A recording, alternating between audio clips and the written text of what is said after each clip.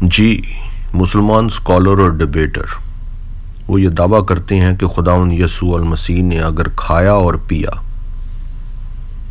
تو اس کا مطلب ہے کہ وہ خدا نہیں ہے. اگر انہوں نے ایسا کام کر دیا تو خدائی کا دعویٰ ان کے لیے ختم ہو گیا. تو یہ بات ہمیں کوئی نئی یا انوکھی بات نہیں بتاتے. یہ خدا کے کلام میں لکھا ہوا ہے اور اس پر ہر ایک مسیحی کا ایمان ہے. آج ہم اس بات کو سمجھیں گے کہ خدا کا انسان بننا اور خدا کا انسان بننے کے بعد خدا کی ذات کے اندر انسانی خوبیوں کا اور خدائی خوبیوں کا مجموعہ یہ مسیحی ایمان ہے. جب آپ ہمیں یہ بتاتے ہیں کہ خداوند یسوع المسیح نے کھایا اور پیا تو آپ ہمارے ایمان کو کم نہیں کرتے بلکہ آپ ہمارے ایمان کو بڑھا دیتے ہیں اور اس بات کا ثبوت آپ ہمیں دیتے ہیں کہ ہاں خدا انسان بنا. جی آج کی اس ویڈیو میں ہم اس بات کو سمجھیں گے اور جو کوئی حق اور سچ کا متلاشی ہے تلاش میں ہے تو وہ اس حق کو اور سچ کو اس ویڈیو میں جانے گا اور مانے گا.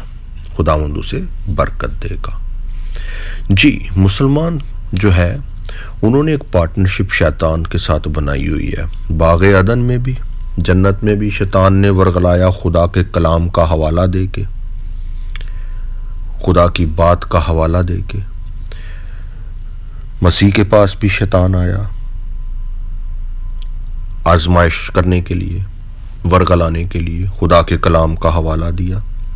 اب جب یہ خدا کے کلام کا حوالہ شیطان دیتا ہے تو وہ ورغلانے کے لیے دیتا ہے, دھوکہ دینے کے لیے دیتا ہے اور خدا کے کلام کے اصل مطلب اور مفہوم سے ہٹانے کے لیے دیتا ہے اور آدھی بات کرتا ہے یا بات کو بدل کے بیان کرتا ہے. یہی کام آج کل مسلمانوں نے شیطان کے ساتھ پارٹنرشپ کر کے یہی ذمہ مسلمانوں نے اٹھایا ہوا ہے کہ وہ یہ کام کریں گے, بائبل مقدس میں سے حوالہ دیں گے اور اپنا مطلب نکال کے گمراہ کرنے کی کوشش کریں گے. جب آپ ہمیں یہ کہتے ہیں مسیح نے کھایا اور پیا, آپ ہمیں کوئی نئی بات نہیں بتاتے, آپ ہمارے ایمان کو کم نہیں کرتے بلکہ آپ ہمارے ایمان میں اضافہ کرتے ہیں کیونکہ اس کا مطلب ثبوت یہ ہے کہ وہ انسان بنا. خداوند کا شکر ہے. اور ہم اس کے ساتھ اس کے الہی دعووں کو بھی دیکھیں گے. جب وہ اس نے کھایا تو یہ اس کا ثبوت ہے کہ وہ انسان بنا, اور جب اس نے یہ کہا کہ زندگی کی روٹی میں ہوں تو یہ اس کا خدائی اور الہی دعویٰ ہے اور یہ اس کے خدا ہونے کا ثبوت ہے. جب اس کو پیاس لگی یا اس نے پانی مانگا تو یہ اس کا انسان ہونے کا ثبوت ہے. اور لیکن جب اس نے یہ کہا کہ زندگی کا پانی میں ہوں, آب حیات میں ہوں, زندگی کا خالق اور مالک اس کا مطلب میں ہوں, المحیی میں ہوں, الخالق میں ہوں, تو یہ اس کا الہی اور خدائی دعویٰ ہے. اب مسلمان آگے سے جواب میں یہ کہتے ہیں کہ خدا کا اور انسان کا دو الگ الگ فطرت ہے, یہ ایک انسان میں نہیں ہو سکتی. تو اس کا جواب میں ابھی آپ کو دیتا ہوں ریفرنس دے کے کہ خدا کی ذات کے اندر فطرت موجود ہے جو الگ ہے, مختلف ہے, فرق ہے, برخلاف فطرت ہے اور متضاد فطرت ہے.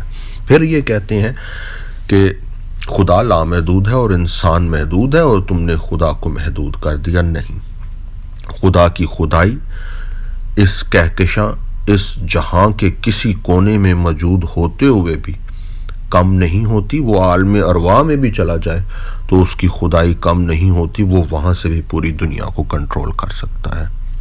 ہاں اگر آپ کا خدا چھوٹا ہے اور وہ ایک کعبے میں بند ہے, قید ہے, وہاں سے وہ کچھ نہیں کر سکتا تو وہ آپ کی اپنی مرضی ہے.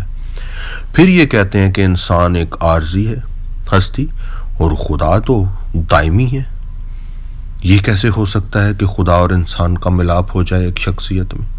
جی بالکل ہو سکتا ہے. اس میں میں آپ کی اپنی مثال دے دیتا ہوں آپ کو کہ آپ کے اندر جسمانی فطرت بھی ہے اور آپ کے اندر روحانی فطرت بھی ہے. آپ جسم بھی ہیں اور آپ روح بھی ہیں. آپ کے اندر دو فطرتیں ہیں, دو شخصیات ہیں. اب آپ کا جسم جو ہے وہ عارضی ہے لیکن آپ کی روح جو ہے وہ دائمی ہے. یا اس نے ہمیشہ کی زندگی میں داخل ہونا ہے یا اس نے ہمیشہ کی موت میں داخل ہونا ہے, ہمیشہ کی آگ میں.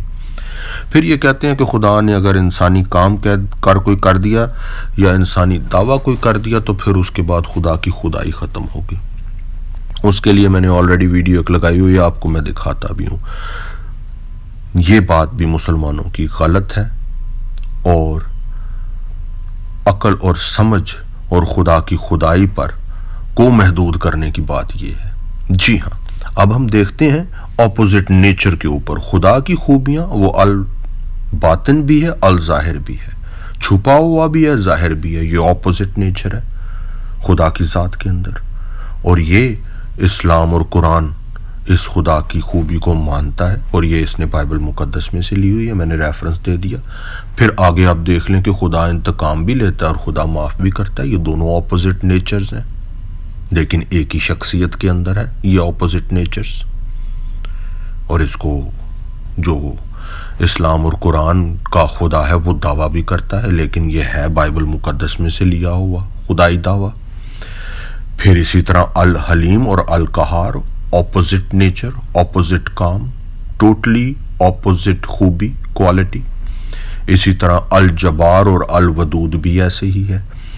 پھر ہم اس بات کو مزید سمجھ لیتے ہیں کہ خدا جو ہے وہ ملاکی 3:1 میں اپنے آپ کو اپنی ہیکل میں اپنے ظہور کو بطور رسول، بطور میسنجر ذکر کر رہا ہے۔ یعنی جب آپ مسیح کو رسول کہتے ہیں تو آپ مسیحیوں کے ایمان کو کم نہیں کر دیتے۔ ہمارا ایمان ہے وہ رسول اور نبی بن کے آیا، لیکن یہ اس کا انسان بننے کا ثبوت ہے۔ اس کے ساتھ وہ کلمت اللہ ہوتے ہوئے، خدا کا کلام ہوتے ہوئے، وہ الہ ذات ہے، وہ خدا ہے، اور اس کے اندر خدا کی ذات کی ساری خوبیاں ہیں۔ آدھا ایمان کوئی چیز نہیں، اپنے ایمان کو کامل کریں۔ جب آپ کہتے ہیں وہ رسول ہے تو اس کے ساتھ آپ اس کے کلمت اللہ ہونے کو، اس کے خدا ہونے کو، اس کے خدا کے کلام ہونے کو، جس میں قدرت کل ہے، سارا اختیار ہے، ساری اجازت ہے، وہی خالق اور مالک ہے، اس کو آپ جھٹلا نہیں سکتے۔ جب آپ دونوں چیزوں کو مانیں گے تو پھر آپ کا ایمان کامل ہوگا۔ پھر اسی طرح یہی آدھا ایمان کوئی چیز نہیں، کوئی بات نہیں، اپنے ایمان کو کامل کریں۔ اور ہاں، جو کوئی یہ کہتا ہے خدا انسان نہیں بن سکتا، وہ میری ویڈیوز یہ دیکھے اور آگے شیئر بھی کرے اور اسے بتائے کہ قرآن کے خدا کے اندر 3 فطرتیں ہیں۔ ایک، وہ بائبل مقدس میں سے خدا کی خوبیاں لے کے ان خوبیوں کا دعویٰ بھی کرتا ہے، یعنی خدائی دعویٰ۔ پھر اس کے اندر انسانی خوبیاں، انسانی کام اور انسانی شخصیت اور انسانی جھلک، انسانی شکل بھی ہے۔ وہ میری یہ ویڈیو آپ کے سامنے ہے، میں نے اس کے 14 ریفرنس قرآن اور حدیث میں سے دیے ہوئے ہیں، یعنی وہ اس کے اندر انسانی فطرت بھی ہے۔ پھر جو قرآن کا اللہ ہے، خدا ہے، اس کے اندر ایک تیسری فطرت بھی ہے، شیطانی فطرت، جو بائبل مقدس کے خدا کے اندر نہیں آپ کو ملے گی۔ بائبل مقدس کا خدا انسان بنا اور اس کا ثبوت اس نے پیش کیا اپنی انسانی خصوصیات اور خوبیوں کے ساتھ۔ اس کو بھوک بھی لگی، اس کو پیاس بھی لگی، لیکن قرآن کا خدا جو ہے وہ فرق ہے۔ اس میں ایک تیسری خوبی بھی ہے کہ وہ شیطانی دعویٰ بھی کرتا ہے قرآن 3:54 میں کہ میں مکار ہوں، میں دھوکے باز ہوں، اور یہ ایک شیطانی دعویٰ ہے۔ اس کے لیے آپ میری ویڈیو دیکھیں، یہ آپ کے سامنے ہے ڈیٹیل کے لیے۔ تو اگر تمہارے خدا میں 3 طرح کی فطرتیں ہیں، 3 طرح کی وہ فطرتوں کے دعوے کرتا ہے، تو آپ یہ اعتراض نہیں کر سکتے بائبل کے خدا کے اوپر کہ خدا کا انسان بننا اور اس کے اندر خدا کی خوبیوں کا ہونا اور انسان کی خوبیوں کا ہونا۔ جی آگے چلتے ہیں۔ یہ ریفرنس ہے قرآن میں سے، خدا کا کلمہ خالق ہے، قرآن 16:40 کے مطابق اور جان 1:3 کے مطابق، یعنی وہی جو رسول بن کے آ رہا ہے وہ کلمہ ہوتے ہوئے سب کا خالق اور مالک ہے، اور تمام نبیوں اور رسولوں کو پیغام دینے کا، کلام دینے کا سرچشمہ وہ ہے، کلمت اللہ ہوتے ہوئے۔ اور یہ میں نے آپ کو بتا دیا ہے کہ کسی شخصیت کے اندر دوہری فطرت کا ہونا، 2 فطرتوں کا ہونا، مخالف فطرتوں کا ہونا، مختلف فطرتوں کا ہونا، فرق فطرتوں کا ہونا، وہ اس پر آپ اعتراض نہیں لگا سکتے، کیونکہ آپ کے قرآن میں بھی ایسے ہی لکھا ہوا ہے۔ پھر وہ جس کا ہاتھ کا اشارہ کافی ہے پانیوں کے اوپر اپنے اختیار کو ظاہر کرنے کا، اگر اسے پیاس لگی ہے تو وہ اس کا انسان بننے کا، انسان ہونے کا ثبوت ہے، اور جہاں پر وہ پانیوں کے اوپر اپنا اختیار دکھا رہا ہے، طوفانوں کے اوپر، بارشوں کے اوپر، تو یہ اس کے خدا ہونے کا ثبوت ہے۔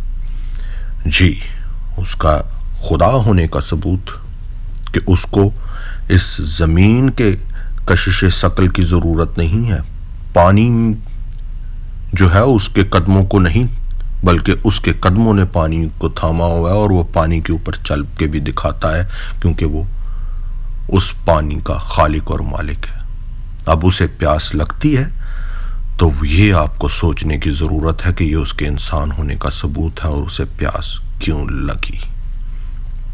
وہ اس کی محبت کا اظہار ہے کہ اس نے آپ کے لیے دکھ اٹھایا اور تکلیف اٹھائی، اور قرآن 37:107 کے مطابق یہ بدن، یہ جسم عظیم قربانی کے لیے ہے، تاکہ آپ کو موت سے بچایا جا سکے، اور موت انسان کی زندگی میں گناہ کی وجہ سے ہے، اور خدا اپنی محبت کی خوبی اس طرح ظاہر کر رہا ہے کہ وہ ایک بدن تیار کر کے ایک عظیم قربانی آپ کے لیے دے رہا ہے، تاکہ آپ کو موت سے، ہمیشہ کی موت سے بچا سکے۔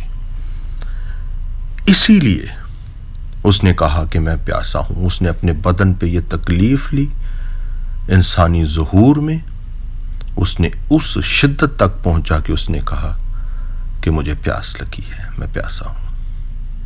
یہ اس کے انسان بننے کا آپ کے لیے ثبوت ہے، اس کی محبت کا ثبوت ہے آپ کے لیے۔ اور دوسری طرف وہ کہتا ہے زندگی کا پانی میں ہوں، آب حیات میں ہوں، جو پانی میں تمہیں دوں گا وہ آپ کو دوبارہ کبھی پیاس نہیں لگنے دے گا۔ یہ اس کا اختیار ہے، یہ اس کا الہی دعویٰ ہے۔ ایک طرف اس کا انسانی دعویٰ، دوسری طرف اس کا الہی دعویٰ۔ پھر اسی طرح اسی لیے وہ پانی مانگتا ہے، تاکہ اس عورت کو، سامری عورت کو بتا سکے کہ زندگی کا پانی میں ہوں۔ آج کا پیغام آپ کے لیے بھی یہی ہے، تاکہ آپ جان سکیں کہ وہی آب حیات ہے، وہی زندگی کا پانی ہے، وہی پانی کا خالق اور مالک ہے۔ جی ہاں، اسی طرح وہ کہتا ہے کہ جو اس پانی میں سے پیے گا، جو اس میں سے کھائے گا، وہ کہتا ہے اس نے کھانا کھایا، لیکن ساتھ وہ یہ بھی کہتا ہے زندگی کی روٹی میں ہوں۔ اس کو آپ سمجھ سکتے ہیں اس کے کلمۃ اللہ کے ٹائٹل اور صفت سے۔ اس صفت میں، کلمہ ہونے کی صفت میں زندگی ہے، اور وہ زندگی کہہ رہی ہے کہ زندگی کی روٹی میں ہوں، زندگی کا پانی میں ہوں۔ اس کلمے سے جو بات آپ سنیں گے، سمجھیں گے، اس میں زندگی ہے، اس میں زندگی کی قدرت ہے، اس میں زندگی بخشنے کی قدرت ہے۔ وہ المحی ہے، وہی الخالق ہے، اور وہی الباعث ہے دوبارہ سے زندگی دینے والا۔ اور جو اس پر ایمان لے کے آئے گا وہ دوبارہ کبھی بھوکا اور پیاسا نہیں ہوگا۔ جی ہاں، اسی لیے اس نے اپنی بدن کو انسانی شکل میں ظاہر کیا کہ اس بدن کے وسیلہ بھی وہ آپ کی خاطر، آپ کی نجات، آپ کو ہمیشہ کی موت سے بچا سکے۔ اور وہ جب کسی روٹی کو اور کھانے کی چیز کو ہاتھ لگاتا ہے تو وہ 5 روٹیوں سے 5000 کو بھی کھلا دیتا ہے۔ یہ قدرت ہے اس کی، کیونکہ وہ خالق اور مالک ہے کھانے اور پینے کی چیزوں کا۔ رزق دینے والا وہ ہے، الرازق ہے وہ۔ اس پر ایمان لے کے آئیں۔ اسی لیے اس نے بدن کی صورت اختیار کی، قربانی کے لیے، اپنی محبت کو ثابت کرنے کے لیے، آپ کا فدیہ دینے کے لیے، آپ کو ہمیشہ کی موت سے بچانے کے لیے۔ یہ اس کا انسانی شکل میں قربانی کے لیے ظہور، اس کے لیے اس کی آدم کی مثال وہ بنا اور انسانی شکل میں ظاہر ہوا،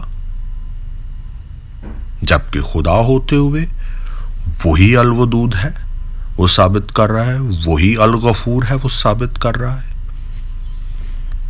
اور وہی الحاکم ہے، جج ہے، وہ ثابت کر رہا ہے، وہ کلمۃ اللہ ہے، اس کے کلمے کی آواز میں یہ قدرت ہے کہ وہ یائر کی بیٹی کو کہتا ہے، مردہ بیٹی کو، کہ اٹھ جا، اور وہ اٹھ جاتی ہے۔